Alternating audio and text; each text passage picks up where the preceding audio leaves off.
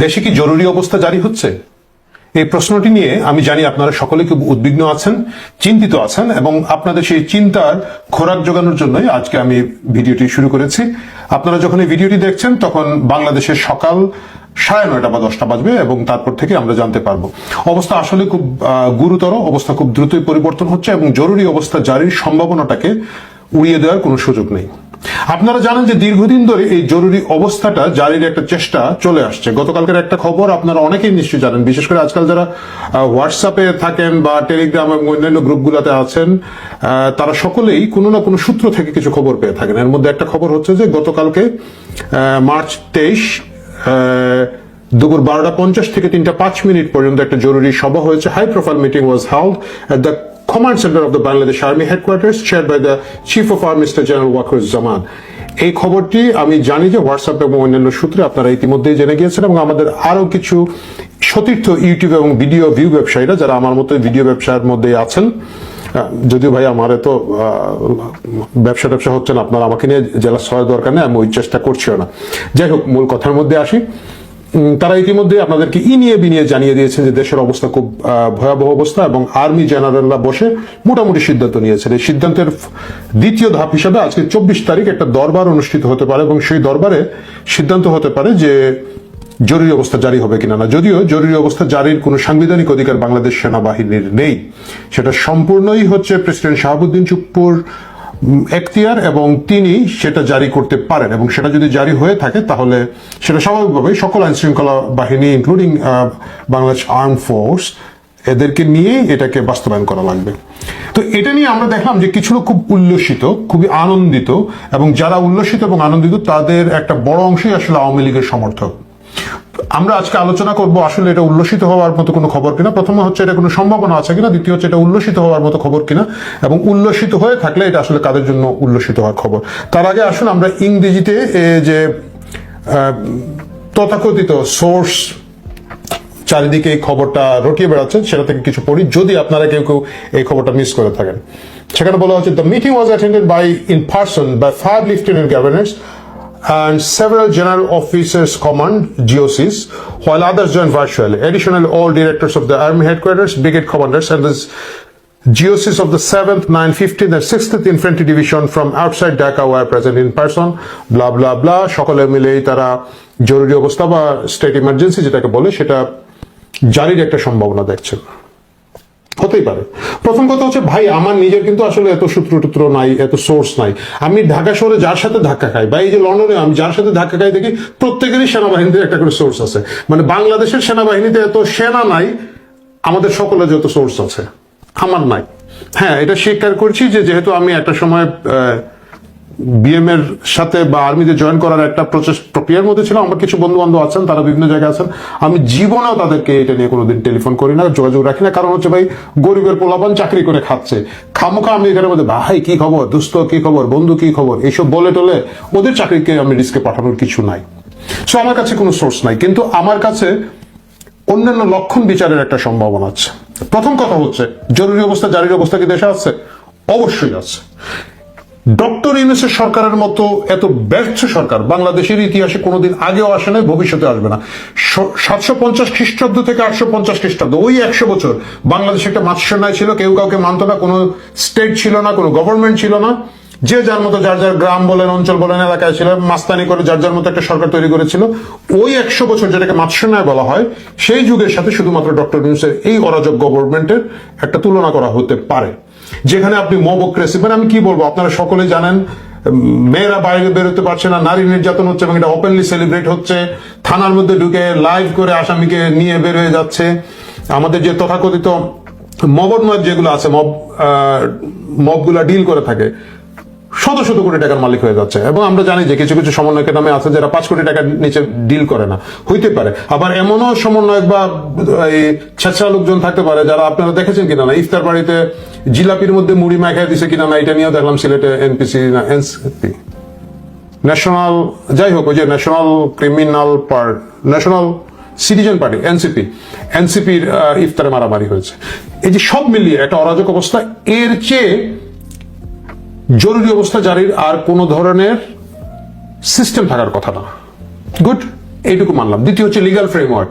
আপনি যে কোনো আইনজীবীকে জিজ্ঞেস করে দেখেন, বাংলাদেশে সবচেয়ে শক্ত লিগাল ফ্রেমওয়ার্ক এই মুহূর্তে আছে জরুরি অবস্থা জারির জন্য। যে সরকার আছে তারা সাংবিধানিক সরকার না, ডক্ট্রিন অফ নেসেসিটির ক্ষেত্রে আমি অস্বীকার করছি না যে তারা সরকার, ডক্ট্রিন অফ নেসেসিটির কারণে তাদেরকে, যেহেতু দেশের প্রধানমন্ত্রী নাই, পুরো সরকার কলাপস করেছে, এমপিরা কেউ নাই, মন্ত্রীরা কেউ নাই, ডক্ট্রিন অফ নেসেসিটির ক্ষেত্রে এই সরকারটা গঠন করা হয়েছে। কিন্তু এদের সাংবিধানিক আদৌ কোনো ভিত্তি, আইনগত কোনো ভিত্তি আছে বলে আমার কাছে মনে হয় না, এবং আমি নিশ্চিত মিনিমাম বুদ্ধিশুদ্ধি আছে, মানে তাজুল মার্কা উকিল না আর কি, মানে সত্যিকারের যারা আইন চর্চা করেন তারা অনেকেই হয়তো এই বিষয়টাতে আমার সাথে একমত হতে পারেন।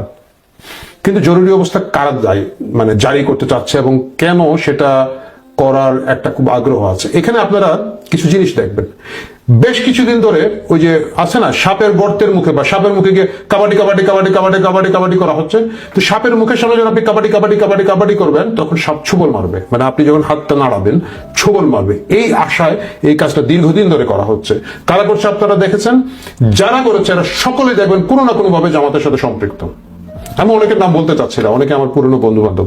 কিন্তু আপনারা দেখেন ওই যে একজন আছে না barrister Fuad, AB party, B party of Jamaat-e Islam, সে গতকালকে পরশু বা এর আগের দিনও দেখবেন যে অশ্লীল ভাষায় সেনা সদরকে গালাগালি করতেছে, সেনাবাহিনীকে গালাগালি করছে, পার্সোনালি ওয়াকারকে অ্যাটাক করছে, এবং ওয়াকারকে অ্যাটাক করছে যারা দেখবেন প্রত্যেকে, যারা ইউটিউবে করছে, যারা ফেসবুকে করছেন, যারা ভার্বালি করছে, যারা জনসভা বা পথসভার মধ্যে করছে, প্রত্যেকে দেখবেন কোনো না কোনো ভাবে জামাত সিম্পেথাইজার, জামাতের সাথে এদের কানেকশন আছে, জামাতের সাথে এদের এক ধরনের সম্পর্ক আছে। তারা প্রত্যেকে, মানে সেটা আপনি ওই যে national NCP, national criminal party বললে তো ভাই আপনারা আবার কমেন্টে আমাকে মানে বলবেন, হ্যাঁ আরে ভাই আপনি এটা নামও বলতে পারেন না। ন্যাশনাল, আমি এবার মুখস্থ করে এসেছি, ন্যাশনাল সিটিজেন পার্টি। ন্যাশনাল সিটিজেন পার্টি সুদ্ধা জামাতের যতগুলো অঙ্গ সংগঠন আছে এরা জানে যে নির্বাচন হলে এদের কোনো রাজনীতি নাই, নির্বাচন হলে এদের কোনো খাওয়া নাই, এদের কেউ কোনোটাই জামাত রক্ষা করতে পারবে না। জামাতের কিছু কিছু লোক পারবে, এর বাইরে কেউ পারবে না। এই যে এখন সরকার আছে, এই যে এখন ক্রিম খাচ্ছে, এই যে এখন টেন্ডার বাণিজ্য করতেছে, এই যে প্রকিউরমেন্ট বাণিজ্য করতেছে, এই যে বদলি বাণিজ্য করতেছে, এই যে ফ্রি সিট পায় হেলিকপ্টারে উড়ে উড়ে এখানে ওখানে যাচ্ছে, এই দিন নয় আরো দিন আছে, সেই দিনে কিন্তু এরা রিক্সা ভাড়া জোগাড় করতে পারবে না। মানে অনেক টাকা পয়সা আছে কিন্তু রিক্সাটাও ভাড়া দিয়ে চড়তে হবে আর কি। এরা কি চাচ্ছে? এরা চাচ্ছে যে কোনো মূল্যে ডিসেম্বরের নির্বাচনটাকে পিছিয়ে দেওয়ার জন্য, কারণ নির্বাচনে এদের কোনো আশা ভরসা নাই। ওরা যদি একদিন বেশি থাকে, একদিনে যদি একটা 5 কোটি টাকা ডিল করতে পারে তাহলে তাদের জন্য সুবিধা।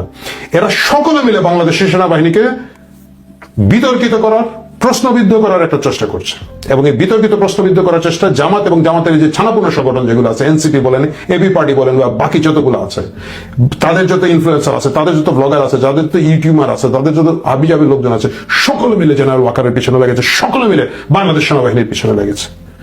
ওই কাবাডি কাবাডি কাবাডি করছে। জরুরি অবস্থা জারি হলে স্বাভাবিকভাবেই নির্বাচন ঝুঁকির মুখে পড়ে যাবে। একমাত্র ধৈর্যের সাথে এই গেমটা খেলার চেষ্টা করছে বিএনপি, কারণ বিএনপির একটা আশা আছে যদি নির্বাচন হয় তারা হয়তো ক্ষমতায় আসবে। মানে এটা একটা পাবলিক পারসেপশন আছে, যেহেতু আওয়ামী লীগ মাঠে নাই, ওইভাবে প্রতিদ্বন্দ্বিতা হবে না, মানে বাকি দলগুলো তো আসলে কেউ গুনেই না, তাহলে বিএনপি যদি সংঘবদ্ধভাবে তারা মানে থাকতে পারে মাঠে, তারা নির্বাচনে সংখ্যাগরিষ্ঠতা নিয়ে সরকার গঠন করবে। বিএনপি একমাত্র ধীরে চলনীতিতে আছে, অবজারভেশনের জায়গা আছে, কিন্তু বাকি সকলেই চায় জরুরি অবস্থা জারি হয়ে যায়। জামাতের সকল অঙ্গ সংগঠন যা জরুরি অবস্থা জারি হয়ে যায়, তারা চায়, কারণ নির্বাচনকে পিছিয়ে দিলে তারা বেশি দিন সরকারে থাকতে পারবে। দ্বিতীয় প্রশ্নটা হচ্ছে, যদি জরুরি অবস্থা, তর্কের খাতিরে আমরা ধরে নিলাম জরুরি অবস্থা জারি হলো, ডক্টর ইউনূসের কি হবে? আমার একটা ব্যক্তিগত ধারণা, ডক্টর ইউনূস ক্ষমতায় থাকবেন, কিন্তু অনেকেই হয়তো ওই জায়গাটার মধ্যে থাকবেন না। মানে উপদেষ্টা পরিষদে হয়তো একটা রিকনস্ট্রাকশন হবে, কাউকে কাউকে বাদ দেওয়া হতে পারে, অথবা আরো কিছু কিছু লোকজনকে নিয়ে আসা হতে পারে, এসে এই সরকারের অধীনে একটা নির্বাচনের দিকে যাওয়ার নাম করে ক্ষমতাকে দীর্ঘস্থায়িত করার চেষ্টা করা হবে, এবং এই চেষ্টাটা যারা করছে আপনারা সকলে জানে। আমি জানি না কেন বাংলাদেশ আওয়ামী লীগের কর্মী সমর্থকদের মধ্যে অনেক উল্লাস দেখা যাচ্ছে, আমি আপনাদের মন খারাপ করে দিতে যাচ্ছি না, কিন্তু ভাই আপনাদের হারাবার কি আছে? জরুরি অবস্থা হলে আপনাদের আসলে আনন্দিত হওয়ারও কিছু নাই, এটা হচ্ছে বাস্তবতা। হ্যাঁ, জরুরি অবস্থা হলে এখনকার যে নৈরাজ্য, এখনকার যে একেবারে মানে সুতার উপরে সবকিছুকে চালানোর যে জায়গাটা, পাপেট বানিয়ে রাখা সবকিছু, এই জায়গাটা থেকে হয়তো আপনাদের একটু ব্রিদিং স্পেসটা তৈরি হবে। আপনারা দেখেন, মানে একেবারেই মানে একটা লোক 10 বছর আগে আওয়ামী লীগ করতো, কি করতো না করতো, এদেরকে পর্যন্ত গ্রেফতার করা হচ্ছে। অন্যদিকে কি হচ্ছে, সিলেটের যে সমন্বয়কদের নেতা নাকি যেন বৈষম্য বিরোধীর সভাপতি নাকি, ওরা গ্রেফতার করেছে, ওই যে জিলাপিয়ার মুড়ির হাঙ্গামা করেছে ইফতার পার্টিতে, ওরা মানে মারামারি কোনো কিছুতে সামাল দিতে পারে না, ওই ইফতার পার্টিতে মারামারি হয়েছে, আপনারা অনেকে ভিডিওতে দেখেছেন। ওইখানে তাকে গ্রেফতার করেছে, সাংবাদিকরা গ্রেফতারের নিউজ লিখতে লিখতে ওদেরকে জামিনও দিয়ে দিয়েছে, বেল জামিন। এই যে কৌতুকগুলা চলছে আদালতের মাধ্যমে, আদালতে যাওয়ার সময় কোনো প্রোটেকশন দেওয়া হচ্ছে না, লোকজনের উপর, সিনিয়র নেতাদের উপরে যে হামলা হচ্ছে, ইচ্ছাকৃতভাবে মব ক্রিয়েট করা হচ্ছে, এই সব কিছুকে মিলিয়ে যদি আপনি দেখেন যে একটা কি বলা যায় নৈরাজ্যের চূড়ান্ত অবস্থা, সেই অবস্থায় আওয়ামী লীগ এবং আওয়ামী লীগের সমর্থকরা যে পরিমাণ ক্ষতিগ্রস্ত, তারা হয়তো একটা ব্রিদিং স্পেস পাবেন বলে আশা করছেন, হতেই পারে। কিন্তু আপনাদের রাজনীতি আপনাদেরকেই করতে হবে, আপনাদের রাজনীতি আপনাদেরকেই গোছাতে হবে। আওয়ামী লীগের সাথে আসলে ক্যান্টনমেন্ট কখনোই যায় নাই, ঐতিহাসিকভাবে যায় নাই। মানে সেটা যদি আপনি আইয়ুব খানের কথা বলেন, ইয়াহিয়া খানের কথা বলেন, আপনি জিয়াউর রহমান, এরশাদ, আমরা যতগুলো সেনা শাসনের জায়গাগুলো দেখেছি বা ইনফ্লুয়েন্স দেখেছি সেনাবাহিনীর, কখনোই আওয়ামী লীগ সেই সেনা শাসনের মাধ্যমে বেনিফিশিয়ারি হতে পারে নাই, তারা লাভবান হতে পারে নাই, এবং তাদেরকে তাদের মতো করেই কিন্তু টিকে থাকতে হয়েছে। কিন্তু এই গোটা ব্যবস্থায় মূল খেলাটা খেলছে জামাত, মূল খেলাটা খেলছে তাদের লোকজন, যাতে কোনো না কোনোভাবে আরেকটা নৈরাজ্য তৈরি করা যেতে পারে। কিন্তু আমি আশা করব যদি কোনো কারণে জরুরি অবস্থা জারি হয়ে থাকে, এইবার অন্তত বাংলাদেশ সেনাবাহিনী একটা দেশপ্রেমিক সেনাবাহিনীর রূপ ধারণ করবে, বাংলাদেশ পুলিশ তার মতো করে একটা রূপ ধারণ করবে, বাংলাদেশের আদালত তার মতো করে একটা রূপ ধারণ করবে, এবং তারা কাউকে ফেভার দিবে না। আমি মনে করি যে আওয়ামী লীগকে ফেভার দেওয়ার কোনো প্রশ্নই ওঠে না, এরা এটা যোগ্যই না। কিন্তু আপনি জামাতকেও ফেভার দিবেন না, কাউকে ফেভার দিবেন না, একটা নিউট্রাল জায়গা থেকে, সিস্টেমেটিক স্টেবল জায়গা থেকে করবেন। এবং এই যে ছাপ্পি পোলাপান যেগুলো আছে, এই যে কথা নাই বার্তা নাই চুঙ্গা নিয়ে দাঁড়া যায়, পত্রিকা অফিসের সামনে গিয়ে গরু জবাই করে দিতে যায়, সিপিবি অফিসের দখল করতে যায়, শাহবাগের সামনে গিয়ে সারা ফজর পর্যন্ত বসে বসে চিল্লায়, এই যে নৈরাজ্য, এই যে মোবোক্রেসি, এই যে এর বাড়ি দখল করে ফেলো, এই যে গুলশানে গিয়ে একজন গার্মেন্টসের প্রয়াত মালিকের অসহায় মেয়ের বাসাতে ঢুকে লুটপাট করে ফেলা পুলিশের সহায়তায় বা পুলিশের একজন আশকারায়, এই যে আমাদের যে দাগ পড়া একটা স্বরাষ্ট্র উপদেষ্টা আছে, দেখি না ওনারা এখন আছে না নাই, না রিজাইন করছে, কিছু বোঝায় না। মানে এই যেমন শিক্ষামন্ত্রী উনি আছে না নাই শিক্ষা উপদেষ্টা, এটা আমরা জানি না। কিন্তু ও ভাই দা বই দিয়েছে আপনারা জানেন, এই খোঁজ নিতে হবে। কিন্তু যাই হোক, সেটা অন্য আলাপ। তো এই সবকিছু মিলিয়ে যে একটা নৈরাজ্যকর এবং অকার্যকর ব্যবস্থা তৈরি হয়েছে, এই অবস্থার একমাত্র বেনিফিশিয়ারি যারা আছে, তাদেরকে যাতে এই বেনিফিটটা না দেওয়া, দেশটা যাতে একটু সিস্টেমেটিক ভাবে চলে, দেশটা যাতে সুন্দরভাবে চলে। আমি ব্যক্তিগতভাবে মনে করি যে আগামী নির্বাচন ছাড়া আমাদের হাতে আর কোনো গতি নাই। একটা প্রপার নির্বাচন হবে, যে যার ইচ্ছা ভোট দিক। মানে আমি নিজে ব্যক্তিগতভাবে, আপনারা জানেন যে আমি ব্যক্তিগতভাবে কোনো অবস্থাতে জামাতকে স্পেস দিতে রাজি না। কিন্তু যদি জনগণ ভোট দিয়ে ইভেন জামাতকে নিয়ে আসে, তাদেরকে ভোটের মাধ্যমে আসতে বলেন। জনগণ যদি ন্যাশনাল সিটিজেন পার্টিকে, এনসিপি কে ক্ষমতা নিয়ে আসতে চায়, নিয়ে আসুক। জনগণ যদি আওয়ামী লীগকে আনতে চায়, জাতীয় পার্টিকে আনতে চায়, বিএনপি কে আনতে চায়, আমার কোনো আপত্তি নাই। কমিউনিস্টকে নিয়ে আসতে চায়, এমনকি ওই যে মান্না ভাইয়ের একটা দল আছে না, নাম যেন কি, একটা দল আছে কিন্তু ভালো দল আছে, উনি আর ওই যে ডাক্তার জাহিদ সাহেব করেন আর কি, ওরাও যদি নিয়ে আসতে চায় আমার কোনো আপত্তি নেই। এবং ভিপিনুরকেও কিছু সিট দিলে আমি খুশি হব। তো সবকিছু মিলে বাট নির্বাচনের মাধ্যমে আসতে হবে, এবং সেই জায়গাটা করতে যদি কোনো কারণে জরুরি অবস্থা জারি করা হয়েও থাকে, আমি আশা করব সেটা সাংবিধানিক জরুরি অবস্থা জারি হবে।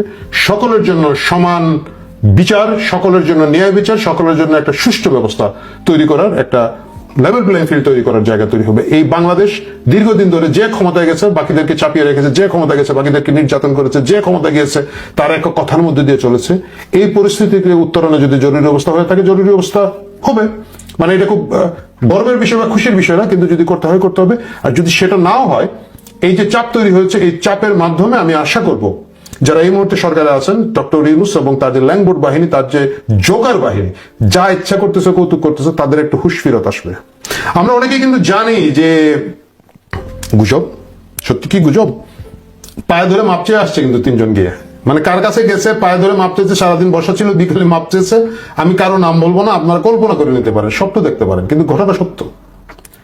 যাই হোক, এই মাপটাপ চায় যদি ওদের হুঁশ হয় ভালো, সকলের যদি হুঁশ হয় সেটা ভালো। দেশ এইভাবে চলতে পারে না, মানে দেশ এটা ছেলে খেলে না। ফেসবুকের মধ্যে দিয়ে দেশ চলছে, হোয়াট ইজ দিস? ফেসবুকে যারা ইচ্ছা যে গালি দিচ্ছে, যারা ইচ্ছা কমেন্ট করছে, এটার উপরে সরকার রিয়েক্ট করছে। আরেকজনকে বসায় রাখছে আমাদের প্রিয় শাফি ভাই, শফিকুর রহমান, ওই শফিক না, চুম্মা শফিক না, এটা হচ্ছে প্রেস সচিব শফিক, বসায় রাখছে। মানে দেখে মনে হচ্ছে যে